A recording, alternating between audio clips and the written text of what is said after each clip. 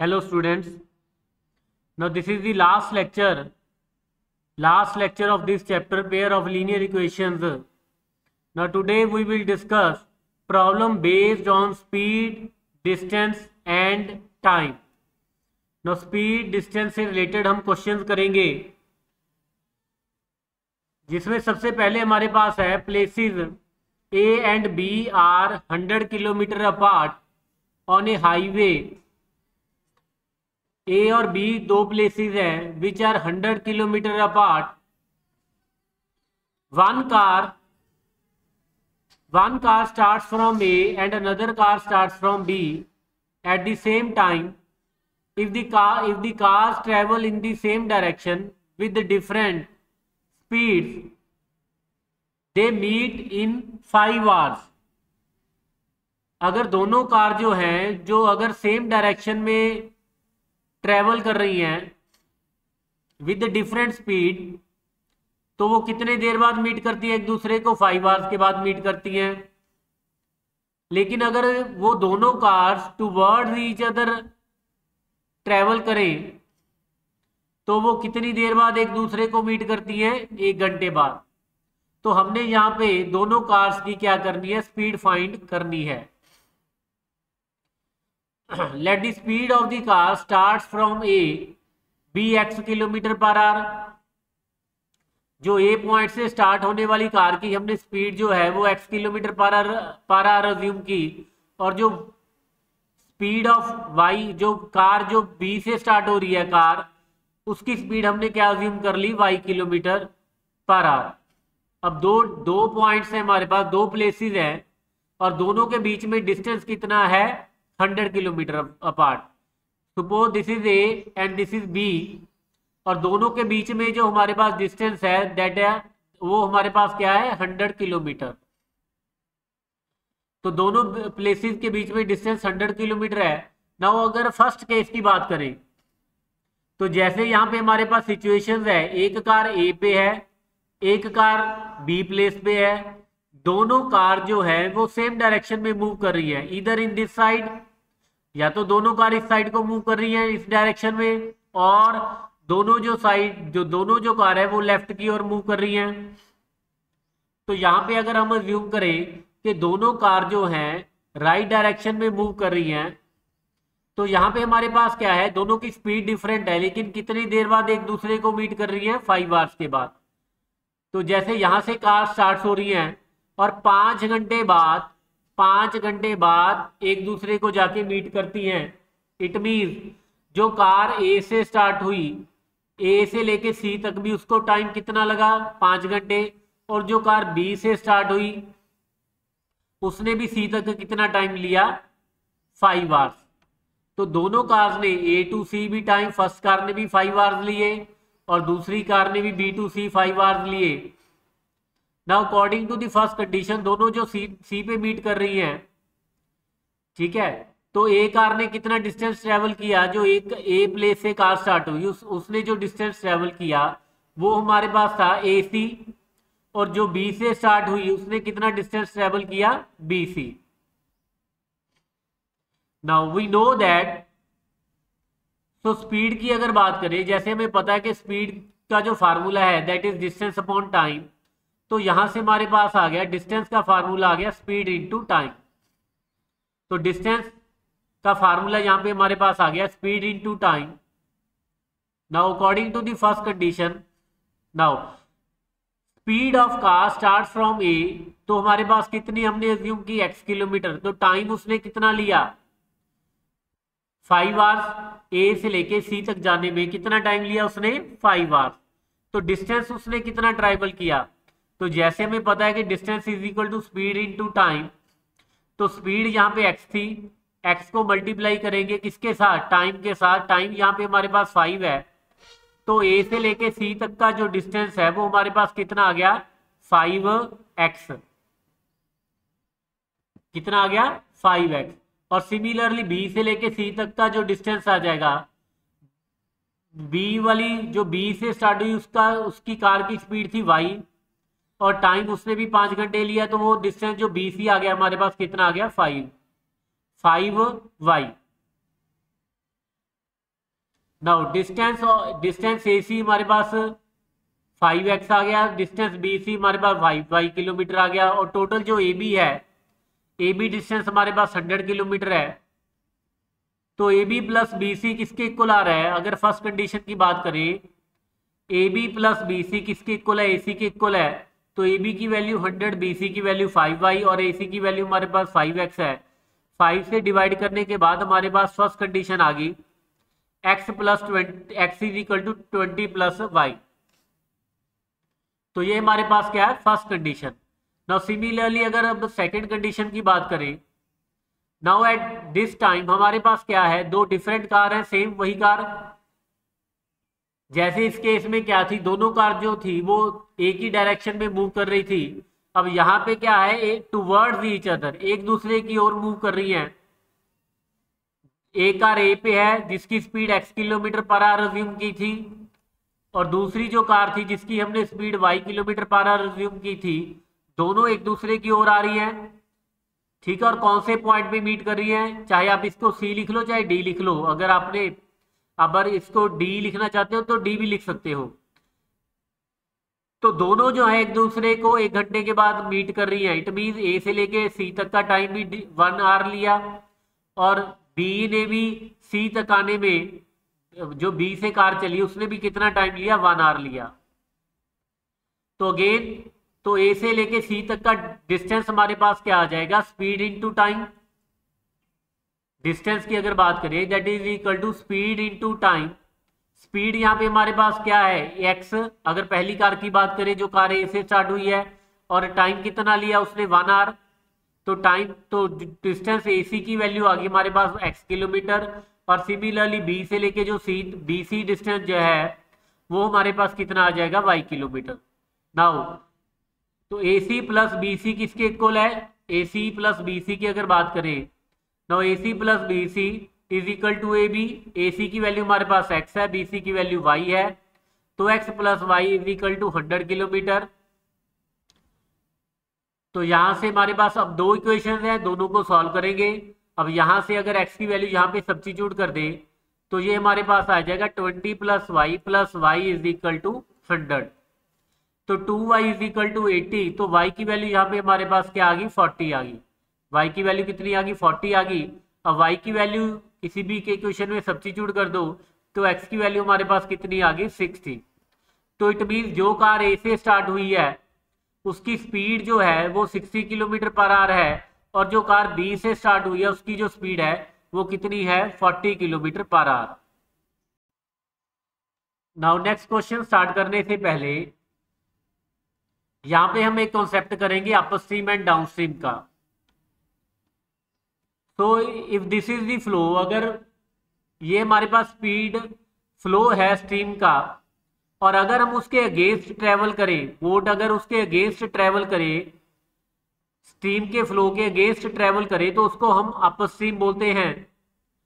लेकिन अगर बोट जो है स्ट्रीम के फ्लो के साथ ट्रेवल करे तो उसको हम डाउनस्ट्रीम बोलते हैं।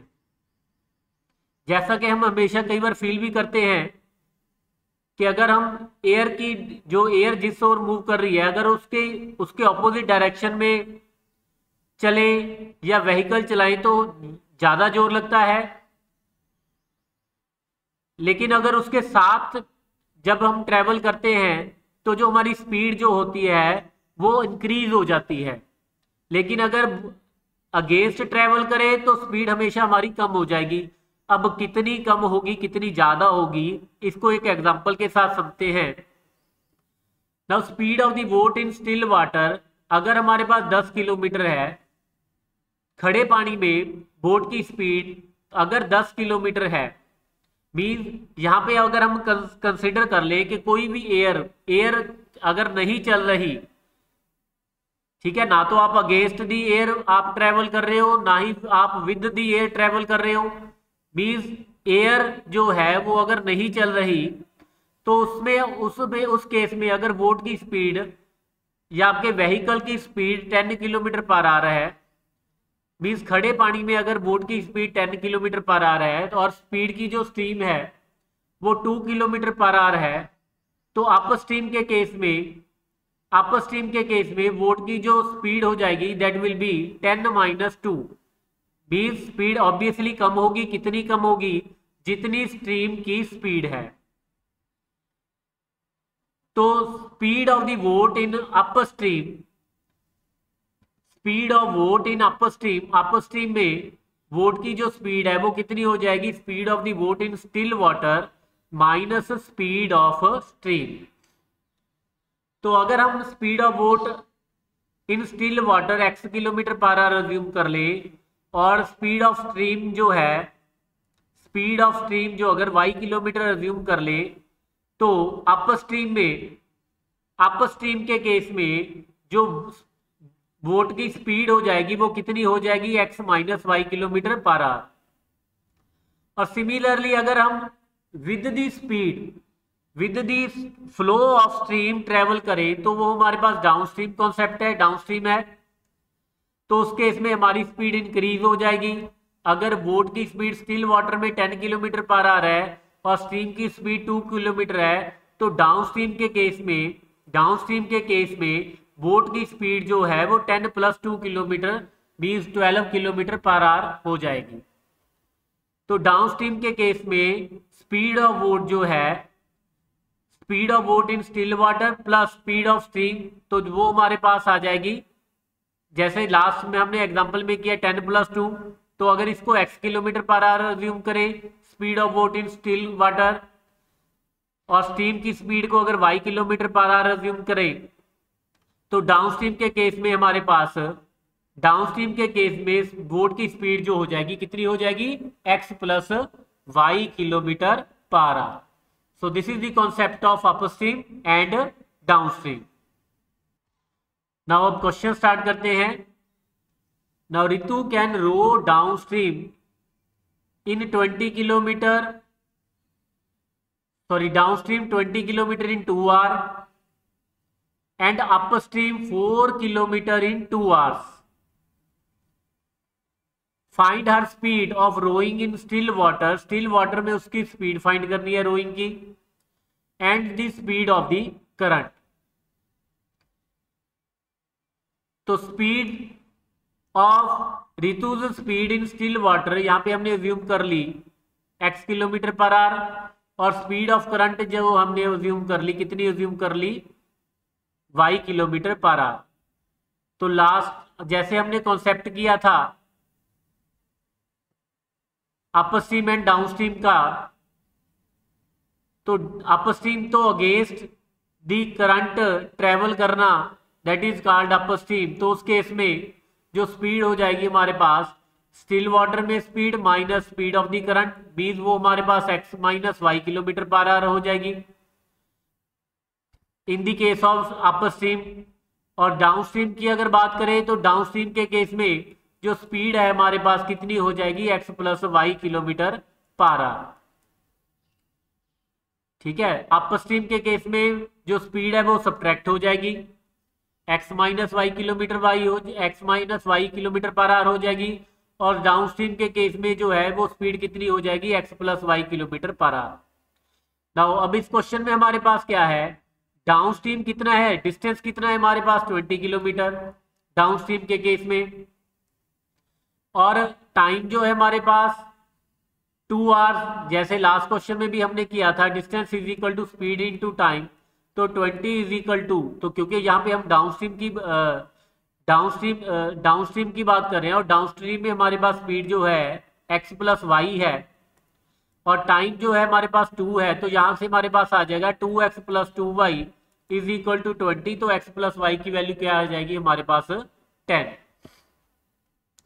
Now distance covered in downstream, downstream में डिस्टेंस हमारे पास 20 किलोमीटर है, टाइम 2 आवर्स है, तो speed is equal to distance over time. तो यहां से हमारे पास आ गया x + y is equal to 10। और सिमिलरली अब अगर अपस्ट्रीम की बात करें तो अपस्ट्रीम में डिस्टेंस हमारे पास 4 किलोमीटर है, डिस्टेंस कवर्ड इन अपस्ट्रीम तो वो हमारे पास 4 किलोमीटर है, और टाइम जो है वो 2 घंटे है। तो और again using same condition x - y की वैल्यू हमारे पास आ जाएगी 4/2। नाउ अब दोनों के इक्वेशन को सॉल्व करेंगे। सॉल्व कैसे करना है, सिंपली दोनों को ऐड कर दो।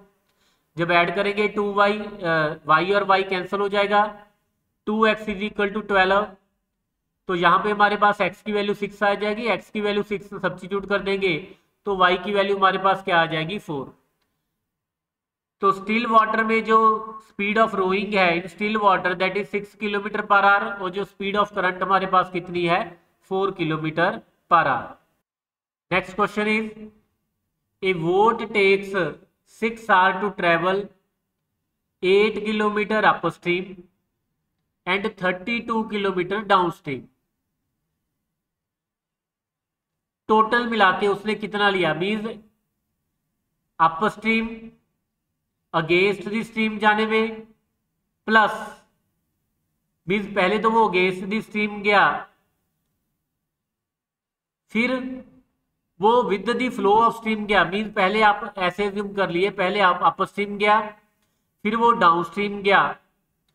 टोटल जो टाइम लगा, अगर ए टू बी अगर हम यहाँ पे हम बात करें अप स्ट्रीम की, और ये इसको अगर बात करें डाउन स्ट्रीम की बी से लेके सी तक, तो टोटल जो टाइम उसने ए टू सी लिया वो कितना लिया 6 आवर्स।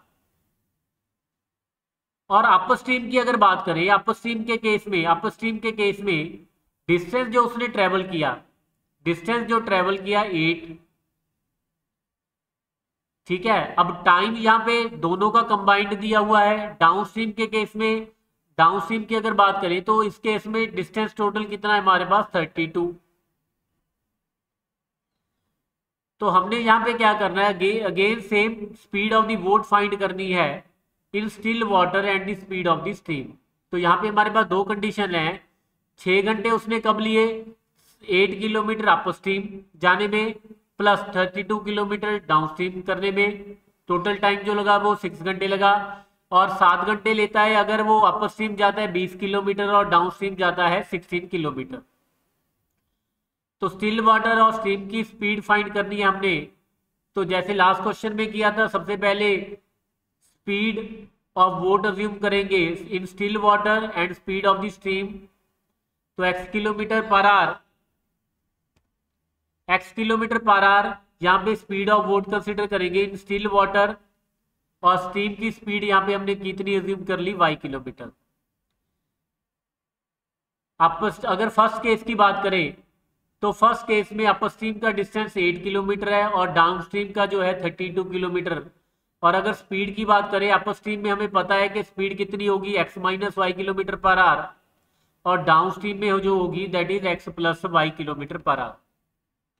तो अगर फर्स्ट केस में टाइम की बात करें तो जैसे हमें पता है speed is equal to distance upon time, तो यहां से अगर टाइम की वैल्यू फाइंड करें तो वो हमारे पास आ जाएगी डिस्टेंस अपॉन स्पीड। तो फर्स्ट केस की अगर बात करें तो यहाँ पे हमारे पास आ जाएगा 8 ओवर एक्स माइनस वाई, और यहाँ पे जो टाइम लगा that is 32 over x plus y. First case में हमारे पास कितना टाइम लगा, फर्स्ट केस में हमारे पास 8 ओवर एक्स माइनस वाई और दूसरे डाउन स्ट्रीम में 32 ओवर एक्स प्लस वाई। तो अगर फर्स्ट कंडीशन की बात करें तो टोटल टाइम उसने कितना लिया 6 घंटे, means 8 over x minus y plus 32 over x plus y, कितना टाइम लिया 6 आवर्स। तो this is the first condition.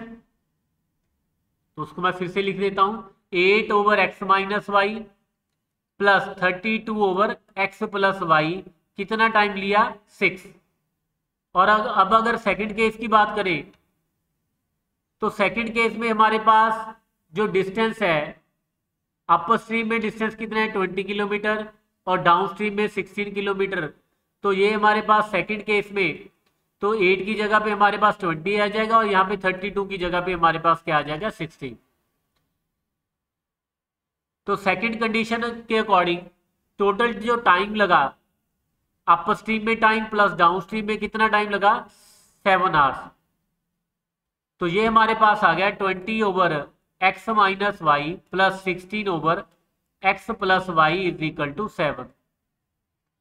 Now अगर 1 ओवर एक्स माइनस वाई को m अज्यूम कर ले और 1 ओवर एक्स प्लस वाई को अगर हम n अज्यूम कर ले, तो यहाँ पे अगर फर्स्ट केस की बात करें तो यहाँ पे हमारे पास आ जाएगा 8x sorry 8m plus 32n is equal to 6, और सेकंड कंडीशन को यूज करके हमारे पास आ जाएगा 20m plus 16n is equal to 7।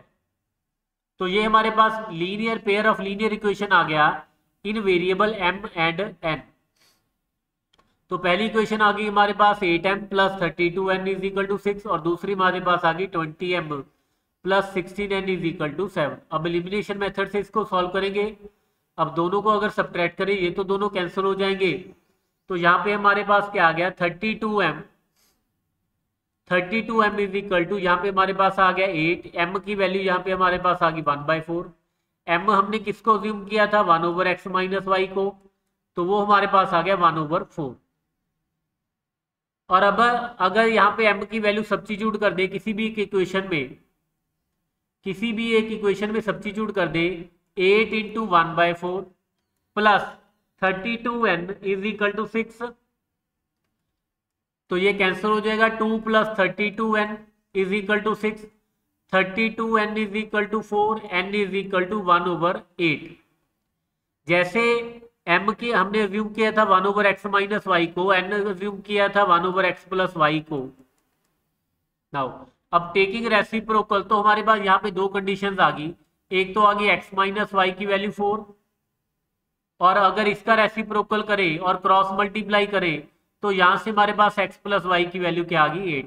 अब दोनों को अगर ऐड कर दें तो 2x इज इक्वल टू 12, तो x की वैल्यू हमारे पास 6 आ गई, और x की वैल्यू 6 किसी भी एक इक्वेशन में सब्स्टिट्यूट कर दो तो हमारे पास y की वैल्यू आ जाएगी 2। तो it means speed of the boat in still water 6 kilometre per hour है, और स्पीड करंट की जो स्पीड ऑफ द स्ट्रीम है that is 2 kilometre per hour. So x की value 6, speed of boat in still water 6 kilometre per hour and speed of current is 2 kilometre per hour. Okay, now next question is Ruhi travels 300 kilometre to her home partially by train and partially by bus. Means उसका घर जो है वो 300 kilometre दूर है, थोड़ा सा distance उसने पार्शली जो है ट्रेन से ट्रेवल किया, और जो बाकी का डिस्टेंस उसने ट्रेवल किया बस से ट्रेवल किया। She takes 4 hours if she travel 60 kilometre by train. अगर वो 60 किलोमीटर बाय ट्रेन ट्रेवल कर रही है और रिमेनिंग बाय बस, रिमेनिंग कितना रह गया 240 किलोमीटर, क्योंकि टोटल जो उसके घर तक का जो डिस्टेंस है वो कितना है 300 किलोमीटर है ना। तो 60 किलोमीटर उसने ट्रेन से ट्रेवल किया, 240 किलोमीटर बाय बस ट्रेवल किया, टोटल जो उसने टाइम लिया दैट इज 4 आवर। और अगर उसने 100 किलोमीटर बाय ट्रेन ट्रेवल किया और रिमेनिंग कितना रह गया 200 किलोमीटर उसने बाय बस ट्रेवल किया, तो उसको क्या 10 मिनट ज्यादा लगते हैं, 10 मिनट ज्यादा लगते हैं। तो हमने यहाँ पे speed of the train and बस फाइंड करनी है, दोनों की अलग से स्पीड, ट्रेन और बस की स्पीड फाइंड करनी है। नाउ स्पीड ऑफ ट्रेन यहाँ पे अगर हम अज्यूम कर ले x किलोमीटर पर आवर और स्पीड ऑफ बस अज्यूम कर ले y किलोमीटर पर आवर, तो टोटल डिस्टेंस 300 किलोमीटर है। नाउ टोटल जो डिस्टेंस है उसका 300 किलोमीटर है, तो अगर 60 किलोमीटर वो बाय ट्रेन ट्रेवल करती है, बाकी का डिस्टेंस 240 किलोमीटर, और यहाँ पे ट्रेन की जो स्पीड है x किलोमीटर पर आवर है और जो बस की स्पीड है y किलोमीटर पर आवर है, and we know that speed is equal to distance upon time. From this we can say that time is equal to distance upon speed. तो यहां से हमारे पास जो टाइम आ गया, जो ट्रेन में कितना टाइम लगा डिस्टेंस ओवर स्पीड, तो वो हमारे पास 60/x आ गया, 60/x आर, और जो बस में टाइम लगा उसको 240/y आर। टोटल जो टाइम लगा, टोटल कितना टाइम लगा उसको 4 घंटे। तो according to the first condition total जो time 60/x plus 240/y is equal to 4 hours. तो 4 से डिवाइड कर देंगे तो हमारे पास ये फर्स्ट कंडीशन आ गई। ना अब अगर सेकंड कंडीशन की बात करें, सेकंड कंडीशन में उसने ट्रेन से 100 किलोमीटर डिस्टेंस ट्रेवल किया और बस से 200 किलोमीटर। स्पीड जो ट्रेन की एक्स है किलोमीटर, बस की स्पीड वाई किलोमीटर पर आ रहा है। टाइम जो लगा again distance over speed 100 over x 200 over y. तो according to the second condition अब जो टोटल टाइम लगा, अब यहाँ पे देखिए पहले जो टाइम लगा उसको 4 घंटे लगा। जहां यहाँ पे अगर सेकंड केस की बात करें तो यहाँ पे 10 मिनट ज्यादा लगे। पहले जो टाइम था हमें घंटे में अवेलेबल था, आवर्स में अवेलेबल था। नाउ या तो आप इसको मिनट में कन्वर्ट कर लो या आप इसको आवर्स में कन्वर्ट कर लो। तो हम इसको आवर्स में कन्वर्ट कर लेंगे। 10 minutes is equal to 10 over 60 hours, because 60 minutes is equal to 1 hour. तो 1 minute is equal to 1 over 60 hour और 10 मिनट्स कितना बना 10 ओवर 60 आवर्स। तो टोटल टाइम जो सेकंड कंडीशन में उसको लगा कितना लगा 4 plus 1 over 6 hour means 25 over 6 hour. उसने कितना टाइम लिया सेकंड कंडीशन के केस में 25 ओवर 6 आवर। तो 100 over x plus 200 over y is equal to 25 over 6। Now तो सेकंड कंडीशन आ गई, अगर 25 से डिवाइड कर दे 4 over x plus 8 over y is equal to 1 over 6। Now अब हमारे पास दो कंडीशंस हैं, दोनों को सॉल्व करेंगे। तो 1 ओवर एक्स को आप एम अज्यूम कर लो, 1 ओवर वाई को एन अज्यूम कर लो। तो यहाँ पे हमारे पास फर्स्ट कंडीशन आ गई 50m plus 60n is equal to 1 और सेकेंड कंडीशन हमारे पास आ गई 4m plus 8n is equal to 1 over 6। Now अब आपने क्या करना है, दोनों कंडीशन को आप किसी भी एक मेथड एलिमिनेशन और सब्स्टिट्यूशन के बाद के साथ सॉल्व कर लो। तो हमारे पास m और n की वैल्यू आ जाएगी। m मीन्स 1 ओवर x की वैल्यू आ जाएगी और n मीन्स 1 ओवर y की वैल्यू आ जाएगी। तो from that we can find the value of x and y। और x को हमने क्या अज्यूम किया था स्पीड ऑफ ट्रेन और y हमारी किसकी वैल्यू आ जाएगी speed of bus. Now next question is Yash scored 40 marks in a test getting 3 marks for each right answer। तो जो भी जितने भी उसने राइट आंसर दिए हैं हर उसको राइट आंसर के लिए एवरी राइट आंसर के लिए उसको 3 मार्क्स मिले हैं and losing 1 mark for each wrong answer. Now had 4 marks been awarded for each right answer and 2 marks deducted from each wrong answer, then Yash scored 50 marks। लेकिन अगर उसको 4 marks मिले every right answer के लिए और 2 marks उसके deduct हों for every wrong answer, then उसके कितने मार्क्स आएंगे 50 मार्क्स आएंगे। तो हमने यहाँ पे फाइंड करना है कि how many questions were there in the test, कितने क्वेश्चंस हैं उस टेस्ट में। ये हमने फाइंड करना है number of questions in the test.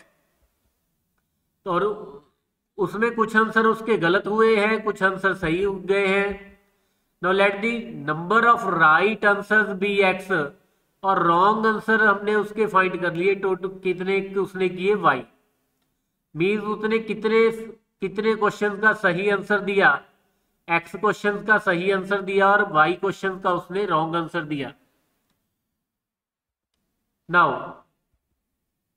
First according to the first condition total marks उसके कितने आए हैं 40 और उसको हर राइट आंसर के लिए देखिए, अगर आपने सपोज आप एक क्वेश्चन आप एक पेपर देने जाते हो उसमें आपने 9 राइट आंसर किए, 9 आंसर आपके राइट गए और एक आंसर जो है आपका रॉन्ग गया।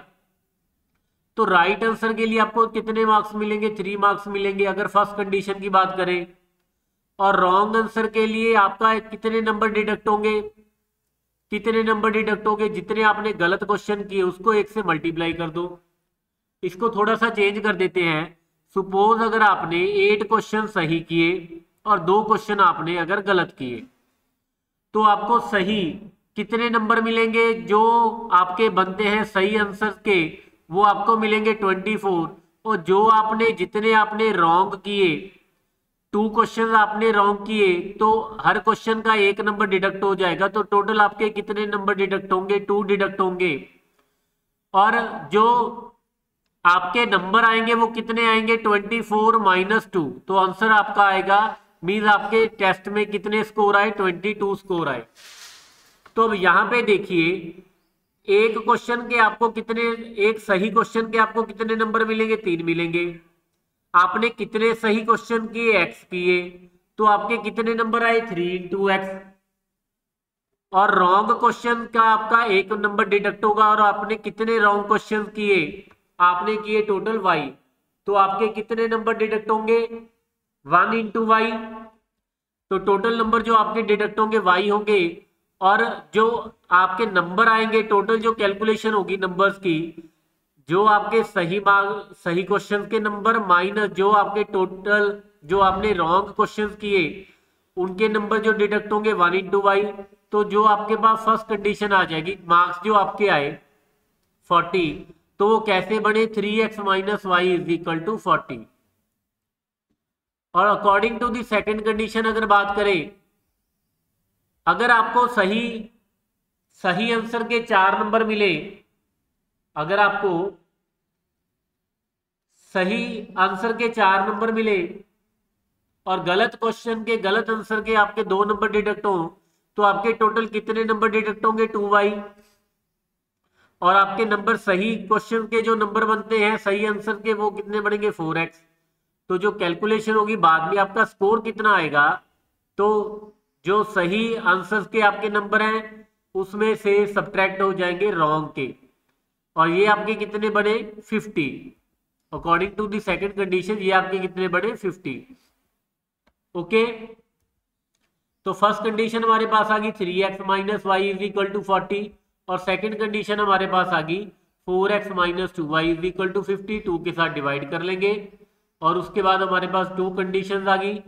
2x - y = सेकंड कंडीशन आ गई 2x - y = 25। ना अब दोनों को सब सॉल्व कर लेंगे। सिंपली यहाँ पे हम क्या कर सकते हैं, तो दोनों को अगर सब्ट्रैक्ट कर दें, तो ये हमारे पास आ जाएगा, y के साथ y कैंसिल हो जाएगा, -x = -15। तो x की वैल्यू हमारे पास 15 आ गई। x की वैल्यू यहाँ पे सब्स्टिट्यूट कर देंगे किसी भी एक इक्वेशन में, तो ये हमारे पास आ गया 45 - y = 40। तो y की वैल्यू क्या आ गई? 5। इट मीन्स आपने आपने टेस्ट में 15 क्वेश्चन आपके सही गए और 5 क्वेश्चन के आपने गलत आंसर दिए। नाउ नेक्स्ट, एक और कंसेप्ट की अगर बात करें, now distance covered by wheel in 1 revolution. जैसे अगर आप कार में जा रहे हो, तो अगर आपका एक जो कार का व्हील मूव करता है, अगर आफ्टर कंप्लीटिंग 1 रेवोल्यूशन,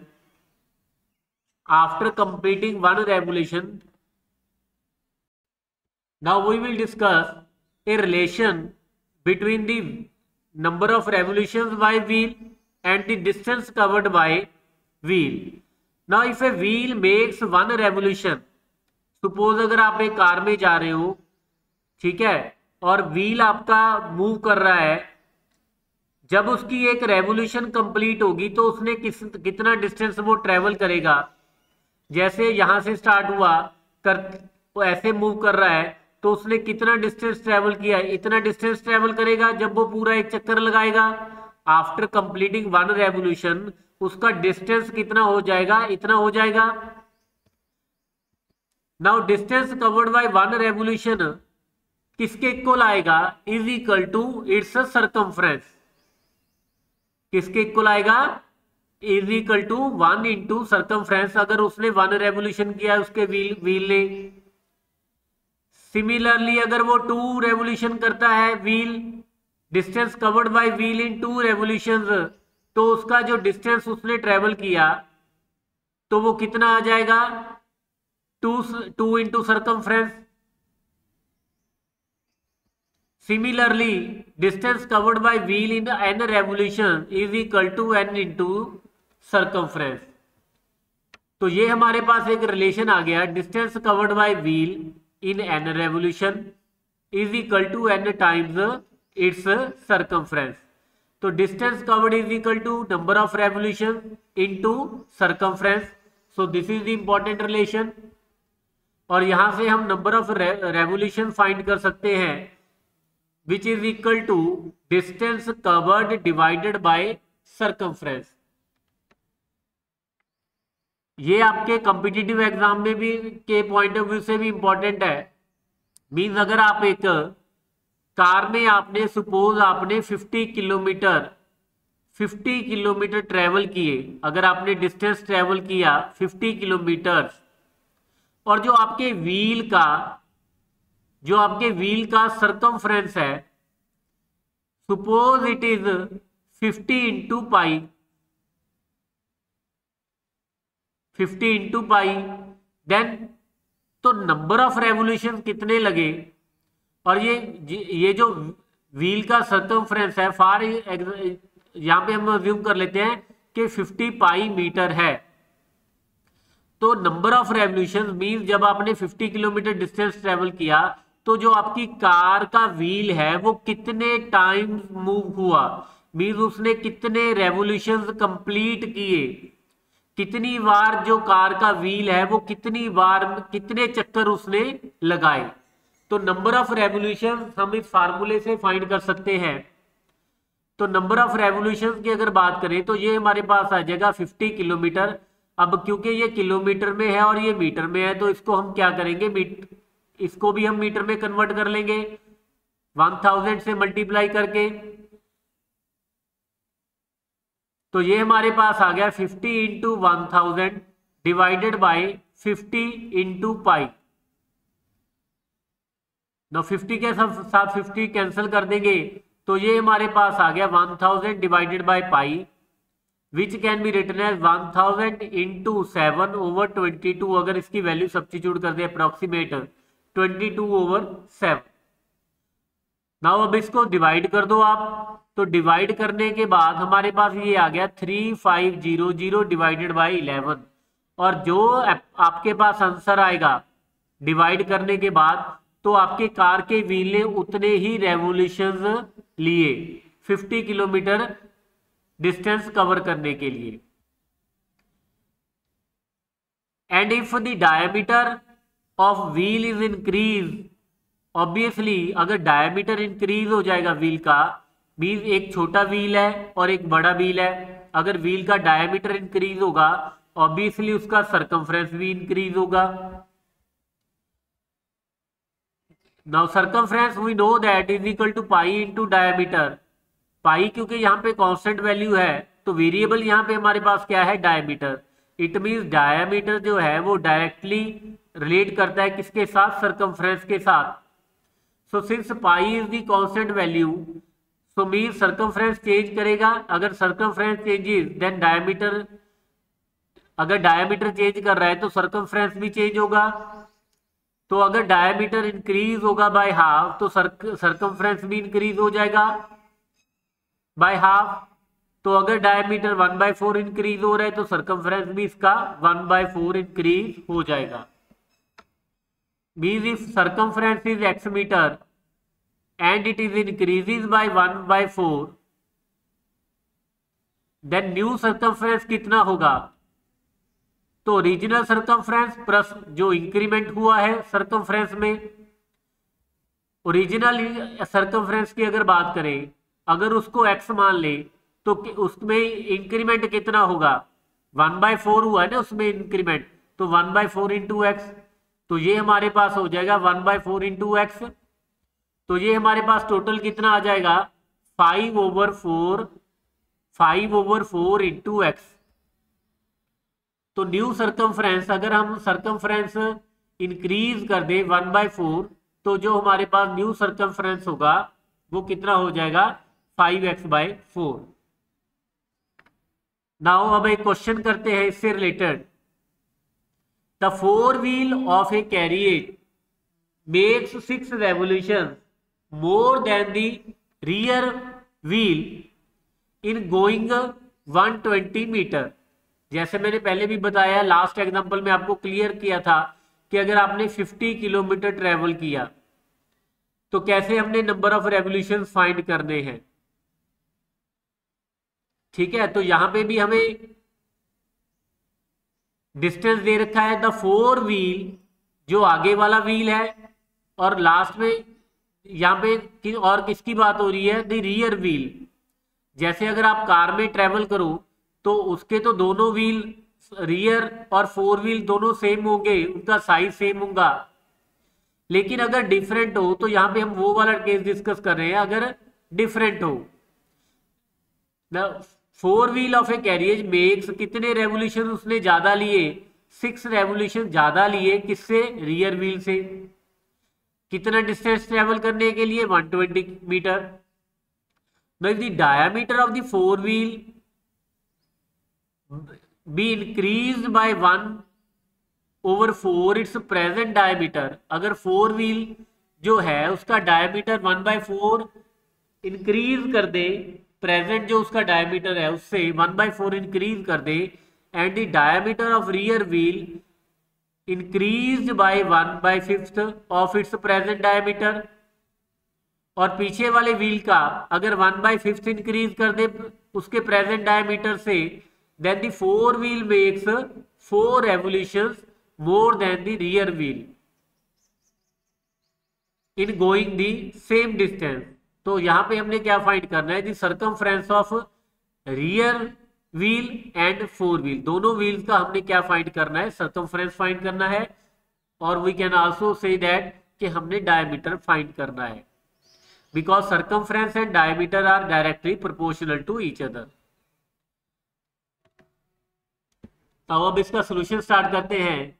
जैसे यहाँ पे हमारे पास एक टांगा है, now this is the fore wheel and this is the rear wheel. इसका डायमीटर क्योंकि ये बड़ा है ऑब्वियसली इसका डायमीटर ज्यादा होगा और इसका डायमीटर कम होगा। The circumference of fore wheel and rear wheel, तो यहाँ पे हमने अज्यूम किया let the circumference of fore wheel be x meter, इसका हमने एक्स मीटर अज्यूम कर लिया डायमीटर, और इसका हमने अज्यूम कर लिया वाई मीटर। नाउ डिस्टेंस कितना ट्रेवल करना है उसने, 120 मीटर ट्रेवल करना है। नाउ फोर व्हील जो है makes 6 revolutions more than the rear wheel, क्योंकि रियर व्हील जो है उसका डायमीटर बड़ा है तो उसकी रेवोल्यूशंस भी कम होगी। डिस्टेंस तो क्योंकि दोनों ने सेम ट्रेवल किया, डिस्टेंस दोनों ने सेम ट्रेवल किया तो इसने कम चक्कर लगाए, इसकी रेवोल्यूशन, नंबर ऑफ रेवोल्यूशन कम होगी और इसकी नंबर ऑफ रेवोल्यूशन ज्यादा होगी।